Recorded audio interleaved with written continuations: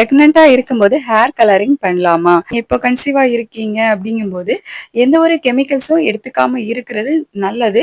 பட்சத்துல இப்போ கண்டிப்பா உங்களுக்கு வந்துட்டு இது வந்து தேவை, அவசியம் அப்படிங்கிற பட்சத்துல வந்து உங்க டாக்டர் கிட்ட கன்சல்ட் பண்ணிக்கிட்டு, அதுக்கப்புறமா லிமிட்டா யூஸ் பண்ணுங்க. அடிக்கடி யூஸ் பண்ணாதீங்க. அளவுக்கு அதிகமா யூஸ் பண்ணாதீங்க. அங்க போயிட்டு அந்த ஹேர் கலரிங்ல என்னென்ன கெமிக்கல்ஸ் இருக்கு, எந்தெந்த அளவுல இருக்கு அப்படிங்கிறத வந்து பார்த்துக்கோங்க. ஸோ நீங்க பார்க்கும்போது தெரியும் அதுல நெறைய கெமிக்கல்ஸ் கலந்திருக்கும். இத வந்து டாக்டர் கிட்ட கண்டிப்பா கன்சல்ட் பண்ணீங்க அப்படின்னா, நோ அப்படின்னு தான் வந்து சொல்லுவாங்க. ஹேர் கலரிங், ஹேர் ட்ரீட்மெண்ட் இதெல்லாம் வேண்டாம். அதுல வந்து கெமிக்கல்ஸ் இருக்கும். அது கண்டிப்பா தலையில நீங்க வந்து இந்த மாரி கெமிக்கல்ஸ் யூஸ் பண்ணும்போது, அது கண்டிப்பா உள்ள வந்து உறிஞ்சப்படும். ஸோ உறிஞ்சப்படும்போது நம்ம ரத்தத்துல கலந்து அது வந்து கண்டிப்பா குழந்தைய பாதிக்கும். முடிஞ்ச வரைக்கும் இதெல்லாம் வந்து அவாய்ட் பண்ணிக்கிறது நல்லது. ஸோ குழந்தைக்கும் சேஃபும் கூட.